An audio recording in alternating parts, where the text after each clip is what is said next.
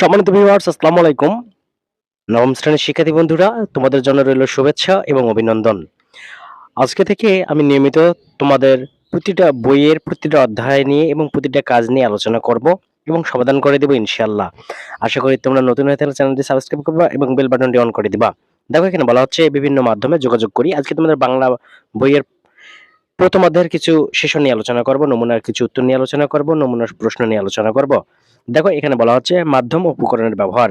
একটা বিষয় মাথায় রাখবা যে দৈনন্দিন জীবনে আমরা বিভিন্ন উদ্দেশ্যে একে অন্যের সঙ্গে যোগাযোগ করি। বিভিন্ন মাধ্যম এই যোগাযোগ সম্পন্ন হয়। মাধ্যম অনুযায়ী এই যোগাযোগের উপকরণও নানা রকম হয়ে থাকে।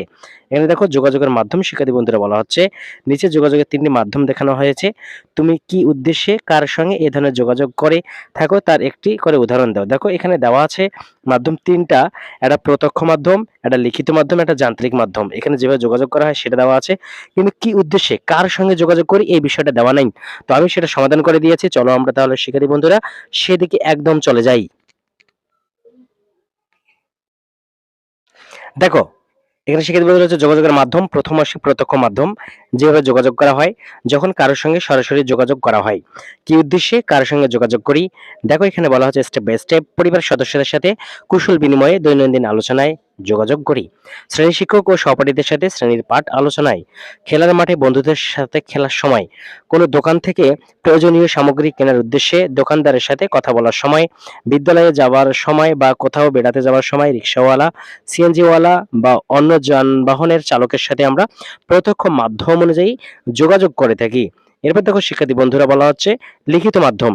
লিখিত মাধ্যমে মূলত আমরা যেভাবে যোগাযোগ করে থাকি শিক্ষকের দেওয়া বাড়ির কাজ খাতায় লিখে শিক্ষককে জমা দেওয়ার সময়, বিদ্যালয় বা শ্রেণীর কোনো সমস্যা সমাধানের প্রতি দৃষ্টি আকর্ষণ করে প্রধান শিক্ষকের নিকট আবেদনপত্র লিখলে, এলাকার কোনো সমস্যার সমাধানের প্রতি দৃষ্টি আকর্ষণ করে ইউনিয়ন পরিষদ চেয়ারম্যান বা পৌরসভার মেয়রের নিকট আবেদনপত্র লিখলে, দূরবর্তী কোনো এলাকায় বা দেশের বাইরে থাকা বন্ধু আত্মীয়দের সাথে পত্রযোগে যোগাযোগের সময়, কোনো অনুষ্ঠানে সম্মানিত অতিথিদের লিখিত আমন্ত্রণ পত্রের মাধ্যমে আমন্ত্রণ জানালে, কোনো গুরুত্বপূর্ণ বিষয়ে জনসচেতনতা সৃষ্টির লক্ষ্যে সংবাদপত্রের দৃষ্টি আকর্ষণ করে বিজ্ঞপ্তি লেখা হলে, অথবা কোনো কিছুর প্রচার প্রচারণার উদ্দেশ্যে ব্যানার, ফেস্টুন, পোস্টার এই বিষয়গুলো লেখা হলেও আমরা লিখিত মাধ্যমেই যোগাযোগ করে থাকি। এরপর দেখো শিক্ষার্থী বন্ধুরা ৩ নম্বরে যে বিষয়টির কথা বলা হচ্ছে সেটিকে বলা হচ্ছে যান্ত্রিক মাধ্যম। যখন যোগাযোগের যন্ত্রের ব্যবহার হয় তখন আমরা কি উদ্দেশ্যে এবং কিভাবে যোগাযোগ করে থাকি সেই বিষয়টা বলা হচ্ছে। অসুস্থতা বা অন্য কোনো কারণে বিদ্যালয়ে উপস্থিত হতে অপারগ হলে শ্রেণী শিক্ষক ও শ্রেণী প্রতিনিধিকে মোবাইল ফোনের সাহায্যে কল বা এসএমএস করে অবহিত করার সময়, স্কুল হতে শ্রেণী কার্যক্রম শেষে বাসায় আসার পর শ্রেণী কার্যক্রমের কোনো অংশ বুঝতে অসুবিধা হলে সহপাঠীদের সাথে মোবাইল ফোনের সাহায্যে কল করে শ্রেণীর পাঠ বোঝার সময়, কোনো কারণে বিদ্যালয়ে শ্রেণী কার্যক্রম করা সম্ভব না হলে মোবাইল ফোন, কম্পিউটার ও ল্যাপটপের সাহায্যে অনলাইনের মাধ্যমে শ্রেণী কার্যক্রমে যুক্ত হতে অথবা সহপাঠীরা মিলে দলগতভাবে অনলাইনে পড়াশোনা করার সময়, এসএমএস বা ইমেইলের মাধ্যমে দূরবর্তী কোনো এলাকায় বা দেশের বাইরে থাকা বন্ধু আত্মীয়দের সাথে যোগাযোগের সময় মূলত আমরা এই ৩ মাধ্যমে যোগাযোগ করে থাকি শিক্ষার্থী বন্ধুরা। এরপর দেখো খতে বলা হচ্ছে নিচে যোগাযোগের মাধ্যম এবং এই মাধ্যমে যেসব উপকরণের ব্যবহার হয় তা দেখানো হয়েছে। এর মধ্যে যেসব উপকরণ তুমি ব্যবহার করো তা ডানের কলামে লেখো। দেখো এখানে বলা হচ্ছে যোগাযোগের মাধ্যম, যোগাযোগের উপকরণ, কোন কোন উপকরণ ব্যবহার করি। এটারও সমাধান করে দিচ্ছি শিক্ষার্থী বন্ধুরা ৩টারই। চলো আমরা এখন সেই দিকে চলে যাই। দেখো শিক্ষার্থী বন্ধুরা যোগাযোগের যে ৩টে এখানে মাধ্যমের কথা বলা হচ্ছে প্রত্যক্ষ মাধ্যম, লিখিত মাধ্যম, যান্ত্রিক মাধ্যম। আমরা যেভাবে উপকরণ কথা বলি দেখো মোবাইল যোগাযোগের উপকরণ প্রত্যক্ষ মাধ্যম বাক প্রত্যঙ্গ কান, হাত, আঙ্গুল, চোখ, ইশারার সংকেত। কোন কোন উপকরণ ব্যবহার করি বাক প্রত্যঙ্গ কান, হাত, চোখ, ইশারা এই মাধ্যমগুলো ব্যবহার করি। লিখিত মাধ্যমে আমরা মূলত যোগাযোগের উপকরণ হচ্ছে কাগজ, কলম, পেন্সিল, বই, ব্ল্যাকবোর্ড, হোয়াইট বোর্ড, পত্রিকা, দেয়াল পত্রিকা, ছবি। কিন্তু কোন কোন উপকরণ আমরা ব্যবহার করি এখানে মূলত আমরা কাগজ, কলম, পেন্সিল, বই, ব্ল্যাকবোর্ড, পত্রিকা, দেয়াল পত্রিকা ব্যবহার করি। যান্ত্রিক মাধ্যম যেটা রয়েছে যোগাযোগের উপকরণ হচ্ছে mobile phone, computer, laptop, microphone, loud speaker, mic, headphone, radio, television, audio recorder, camera, scanner. আর কোন কোন উপকরণ ব্যবহার করে থাকি আমরা আমরা মূলত mobile phone, computer, laptop, microphone, loud speaker, headphone, radio, television, camera এই মাধ্যমগুলো বা উপকরণগুলো ব্যবহার করে থাকি।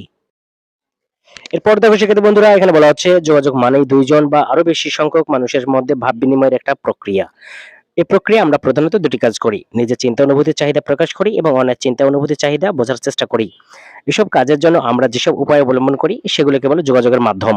তো যোগাযোগের মাধ্যম তিনটি নিচে দেওয়া আছে। দেখো এখানে বলা হচ্ছে প্রত্যক্ষ মাধ্যম, লিখিত মাধ্যম, যান্ত্রিক মাধ্যম। তো প্রত্যক্ষ মাধ্যম কাকে বলা হচ্ছে? প্রত্যক্ষ মাধ্যমে যোগাযোগের ক্ষেত্রে এক পক্ষ বলে এবং অন্য পক্ষ শোনে। এক্ষেত্রে গলার স্বর, কথার সুর, ইশারা, অঙ্গভঙ্গি, তাকানোর ধরন ইত্যাদি দিকগুলো গুরুত্বপূর্ণ। প্রত্যক্ষ মাধ্যম একজন বলবে আরেকজন শুনবে। লিখিত মাধ্যম, লিখিত মাধ্যমে যোগাযোগের ক্ষেত্রে লেখা ও পড়ার কাজটি মুখ্য। এই ধরনের যোগাযোগের নমুনা চিঠিপত্র, সাহিত্য নোটিশ, ব্যানার, মোড়ক, বিজ্ঞাপন, বিজ্ঞপ্তি, পোস্টার, ফেস্টুন, প্ল্যাকার্ড, সাইনবোর্ড, প্রতিবেদন, অ্যাসাইনমেন্ট, পত্রপত্রিকা, ছবি, এই বিষয়গুলো। যান্ত্রিক মাধ্যম, যান্ত্রিক মাধ্যমে যোগাযোগের ক্ষেত্রে যন্ত্র ও প্রযুক্তির ব্যবহার হয়। এই ধরনের যোগাযোগের নমুনা SMS, email, online meeting, audio, video call, cinema, এই বিষয়গুলো। শিক্ষার্থী বন্ধুরা, একটা বিষয় মাথায় রাখতে হবে যে কখনো আমরা শুধু একটির মাধ্যমে যোগাযোগ করি, কখনো একই সঙ্গে একাধিক ব্যবহারের প্রয়োজন হয়। যেমন শ্রেণীকক্ষের শিক্ষক ও সহপাঠীদের সঙ্গে যোগাযোগের সময় একই সঙ্গে প্রত্যক্ষ যোগাযোগ এবং লিখিত যোগাযোগ দুটি মাধ্যমে আমরা ব্যবহার করে থাকি। যোগাযোগ করার সময় আমরা নানা ধরনের উপকরণ ব্যবহার করি। কি কি উপকরণ? দেখো, প্রত্যক্ষ উপকরণগুলো হচ্ছে সরাসরি কথা বলার সময় বা প্রত্যক্ষ যোগাযোগের ক্ষেত্রে যেসব উপকরণ ব্যবহৃত হয় সেগুলোকে প্রত্যক্ষ উপকরণ বলে। যেমন বাক প্রত্যঙ্গ, কান, হাত, আঙ্গুল, চোখ, ইশারা, সংকেত। লিখিত উপকরণগুলোর কাকে বলা হচ্ছে? লিখে বা ভাব প্রকাশের সময় বা লিখিত যোগাযোগের ক্ষেত্রে যেসব উপকরণ ব্যবহৃত হয়। কিরকম? কাগজ, কলম, পেন্সিল, বই, পত্রিকা, দেয়াল পত্রিকা, ব্ল্যাকবোর্ড, হোয়াইট বোর্ড, ছবি, এগুলো। যান্ত্রিক উপকরণ যোগাযোগের যেসব যন্ত্র আধুনিক প্রযুক্তি ব্যবহৃত হয়, যেমন mobile phone, computer, laptop, microphone, loud speaker, mic, headphone, radio, television, audio recorder, camera, scanner ইত্যাদি, এই বিষয়গুলো। তো শিক্ষার্থী বন্ধুরা, নতুন হলে চ্যানেল সাবস্ক্রাইব এবং বেল বাটন অন করে দিন। দেখো আরো সমাধান আছে, সেই সমাধানগুলো এখন করে দিব। দেখো এখানে বলা হচ্ছে কয়েকটি যোগাযোগের নমুনা দেওয়া আছে। নমুনাগুলো যেসব মাধ্যম উপকরণ ব্যবহার করা হয়েছে সেগুলোর দিকে খেয়াল রাখো এবং নমুনার শেষে দেওয়া প্রশ্নগুলোর উত্তর দাও। কাজ শেষে সহপাঠীদের সঙ্গে আলোচনা করতে পারো। ভুল হলে সংশোধন করতে পারো প্রয়োজনে। দেখো নমুনা ১ বলা হচ্ছে প্রেক্ষাপট, শ্রেণীকক্ষে ক্লাস চলছে, সেখানে আমরা কিভাবে আমাদের যোগাযোগগুলো করতে পারি এই বিষয়টা বলা হচ্ছে। তো এখানে দেখো স্টেপ কিছু দেওয়া আছে যে কোন মাধ্যমে এখানে যোগাযোগ করা হয়েছে, যোগাযোগে কি কি উপকরণ ব্যবহৃত হয়েছে, এই যোগাযোগের উদ্দেশ্য কি, এই যোগাযোগে আর কোন মাধ্যম ও কি কি উপকরণ ব্যবহার করা যায়। দেখো শিক্ষার্থী বন্ধুরা, কোন মাধ্যমে এখানে যোগাযোগ করা হয়েছে আমরা বলতে পারি এখানে প্রত্যক্ষ মাধ্যম ও লিখিত মাধ্যমে যোগাযোগ করা হয়েছে। যোগাযোগে কি কি উপকরণ ব্যবহৃত হয়েছে বলতে পারি প্রত্যক্ষ মাধ্যমের উপকরণ বাক প্রত্যঙ্গ, কান, হাত, চোখ ব্যবহৃত হয়েছে। লিখিত মাধ্যমের উপকরণ বই, খাতা, ব্ল্যাকবোর্ড, কাগজ, কলম, পেন্সিল ব্যবহৃত হয়েছে। এই যোগাযোগের উদ্দেশ্য কি বলতে পারি শ্রেণীর পাঠ পরিচালনা, হাতে কলমে শিক্ষাদান, শিক্ষার্থীদের পড়া বুঝতে অসুবিধা হলে শিক্ষককে প্রশ্ন করার মাধ্যমে পড়া বুঝে নেওয়া। এই যোগাযোগে আর কোন কোন মাধ্যম ও কি কি উপকরণ ব্যবহার করা যেত আমরা বলতে পারি এই যোগাযোগের যান্ত্রিক মাধ্যম ব্যবহার করা যেত। যোগাযোগের উপকরণ হিসেবে laptop, microphone, loud speaker, mike, project. দেখো এখানে বলা হচ্ছে কনকসার উচ্চ বিদ্যালয়ে নজরুল জয়ন্তী উপলক্ষে একটা অনুষ্ঠান আয়োজন করা হয়েছে। নিচের আমন্ত্রণ পত্রটি তৈরি করেছে। দেখো নজরুল জয়ন্তী 1431 সুধী, আগামী 11 জ্যৈষ্ঠ 1431, 25শে মে 2024, শনিবার সকাল 10টায় জাতীয় কবি নজরুল বা কবি কাজী নজরুল ইসলামের 125তম জন্মবার্ষিকী উপলক্ষে কনকসার উচ্চ বিদ্যালয় সংস্কৃতি সংসদের উদ্যোগে একটি আলোচনা সভা ও সাংস্কৃতিক অনুষ্ঠানের আয়োজন করা হয়েছে। অনুষ্ঠান প্রধান অতিথি হিসেবে উপস্থিত থাকবেন বিশিষ্ট শিক্ষাবিদ ডক্টর আজমল বারী। নজরুল কেন এখনো প্রাসঙ্গিক এই শিরোনামে প্রবন্ধ উপস্থাপন করবেন নজরুল গবেষক ডক্টর দীনেশ সাহা। অনুষ্ঠানের সভাপতিত্ব করবেন স্কুলের প্রধান শিক্ষক জনাব নাজনীন সুলতানা। অনুষ্ঠানে আপনার উপস্থিতি আন্তরিকভাবে কামনা করি। রাইসুল হোসেন, সম্পাদক, সাংস্কৃতিক সংসদ, কনকসার উচ্চ বিদ্যালয়। অনুষ্ঠান সূচি দেখো এখানে সময় দেওয়া আছে 10টায় অতিথিদের আসন গ্রহণ, 10টা 5 মিনিটে নজরুল কেন এখনো প্রাসঙ্গিক শীর্ষক প্রবন্ধ পাঠ, 10টা 30 মিনিট প্রধান অতিথির বক্তব্য, 10টা 45 মিনিট সভাপতির ভাষণ, 11টায় সাংস্কৃতিক অনুষ্ঠান। বলা হচ্ছে এখন কোন মাধ্যমে এখানে যোগাযোগ করা হয়েছে, যোগাযোগে কি কি উপকরণ ব্যবহৃত হয়েছে, এই যোগাযোগের উদ্দেশ্য কি, এই যোগাযোগের আর কোন মাধ্যম ও কি কি উপকরণ ব্যবহার করা যেত। তো এই সমাধানটা আমরা করে দিয়েছি। চলো শিক্ষার্থী বন্ধুরা আমরা সেদিকে তাহলে চলে যাই এখন।